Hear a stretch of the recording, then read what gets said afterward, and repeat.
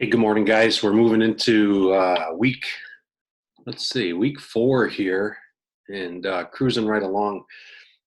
Pretty heavy duty subject for this week and some significance to the player behind me relative to our conversation is going to be on sport and race. And I'm going to forego the law side this week and just focus on this. And honestly, you're only going to have one uh, assignment that you need to do through this week for this particular unit.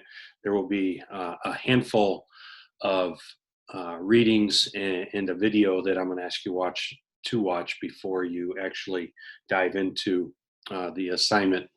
One of which will be this video, just kind of setting the plate, if you will, a little bit. So probably not many of you know this player behind me. You may, if you're a basketball person. This guy, his name is Chris Jackson, played at LSU in the late 80s, was drafted in the NBA as a number 3 overall pick, and just had an unbelievable career at LSU.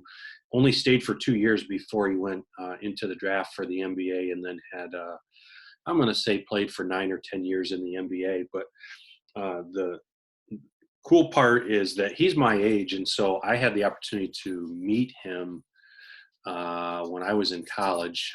We had a tournament down in Baton Rouge and got a chance to go over to an LSU practice and meet Dale Brown, kind of a legendary coach there. Shaquille O'Neal was on that team, Chris Jackson, Stanley Roberts, another 7-footer. I mean, they were an incredibly talented team and never won a national championship in that era, but certainly there was people that had expectations that they would. A ton of talent. He's got kind of a cool story, and what kind of drew me to his story was obviously he was basically the same age as I was. An unbelievable basketball talent, comparisons to Pete Maravich, and putting up ridiculous numbers in those 2 years at LSU. And they list him at 6'1", and if he's 6'1", I'm Michael Jordan. So there's no way he's that tall. He was probably closer to 5'11" and averaged 30.2 points in his freshman season. Sophomore season got a little bit more attention, so I think averaged around 27 points. And then, as I said, he went into the NBA draft, third round or a third overall pick, a lottery pick, and had a pretty good career through the NBA. The other part that really drew me to his story was just kind of the hardship. He's a Gulfport, Louisiana product, kind of a tough upbringing. No dad, so mom raised him, and had Tourette's syndrome, if you're familiar with that. So was just a real overcomer. And again, the part that initially drew me was the fact that he was an amazing basketball talent, and followed him. And then as he got into the NBA, which leads us into our topic, I'm going to change my background, show you a picture of him when he was with the Nuggets. I became a huge Denver Nuggets fan when I moved to Michigan in the early 90s. And the reason for that was because of Chris Jackson. And now his name is Mahmoud Abdul Rauf. And he converted to Islam and has been, got into some little bit of trouble. You guys are all familiar with the Colin Kaepernick story.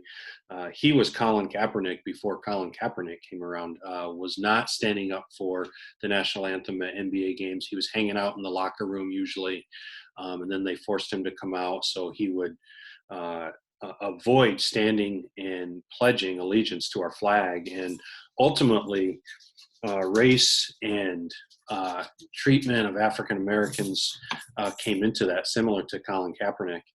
And so the story is really fascinating on where his career went from there. And he got into some trouble and kind of got bounced around the league a little bit. And then at that point was kind of has become relatively famous for that.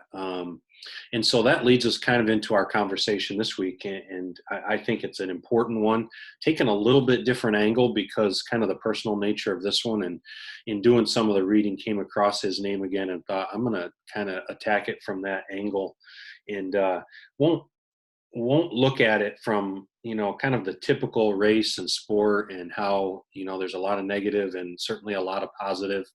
I've tried to accentuate Nelson Mandela and saying, hey, the power of sport to transcend things like race and mistreatment and all of those pieces, but want to focus in on a concept that kind of has a negative connotation for many of us, that we would consider activism, and why. And Chris Jackson or Mahmoud Abdul Rauf certainly is considered an activist. Colin Kaepernick considered an activist. Probably the first one of notoriety, Cassius Clay or Muhammad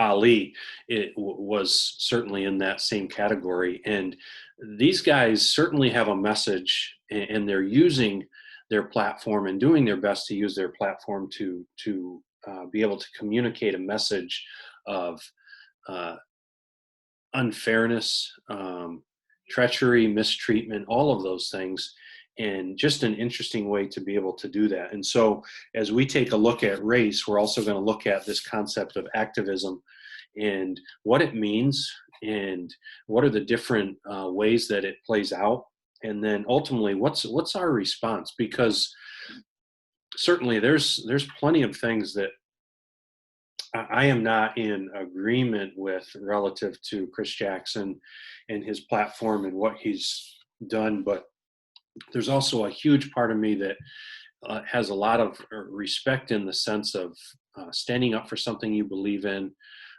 speaking and bringing light to things that are really wrong in the world in which we live. And that's the piece that has really drawn me to his story. And I want to share that with you. So in the course of the week, again, I shared you're only going to do one assignment, but there's going to be a pretty lengthy article that I'm going to ask you to read. It's a scholarly article, so it's some pretty tough reading, and is going to take a little bit of extra effort to get through it. I'm not going to ask you to read the entire thing, but there's sections, and I have them spelled out in Moodle, that I'm going to ask you to read through the introduction. And there's headings in the article, so it'll be easy to find these. But answering the question, what is activism? What are the typologies of sport activism? And there's 5 of those: symbolic, scholarly, grassroots, sport-based, and economic. And then kind of the conclusion. And then there's an online article that's a pretty short one that kind of tells a little bit of his story that I want you to read through. And then there's a video on YouTube that I'm going to ask you to watch as well. And then at the end, just really ask you to do some reflection relative to what you've read and what you've seen. And because I'm really curious, and I'm really anxious to hear kind of your thoughts, because again, racism is something that it definitely needs our attention. And as believers, how do we speak into situations that we know are wrong, and how do we correct those? And even some of the questions, like I jotted down a couple of them here real quick, and I'm going to buzz through them just so you can chew on them as you go through that and hopefully wrestle with them. But ultimately, how does it make you feel knowing what you've read? And then how do we respond? How do you feel about that concept of activism? I'm not an activist, and I think there's always a right way and a wrong way to bring light to things that we have questions about, or we have concerns about, or things that we just think are wrong. And why do these guys kind of bubble to the surface, and what gets them to the point where they're willing to really sacrifice a great deal to get their message out? I mean, you've seen that with Kaepernick. I saw it with Chris Jackson, and literally giving up millions and millions of dollars of income and revenue. So individually. And ultimately, as believers, how do you speak into situations where you're in disagreement about a belief system, or about a culture, or something that a person is standing for that you don't necessarily agree with? And that would certainly be the case here. And then how do we deal with the mistakes of the past as we live today? I mean, we live with racism. You haven't lived through, or you're certainly not responsible for so many of the mistakes of the past, but you're certainly going to deal with it your entire life, as have I. And what's our response there? And just moving forward, what can we learn from all of this?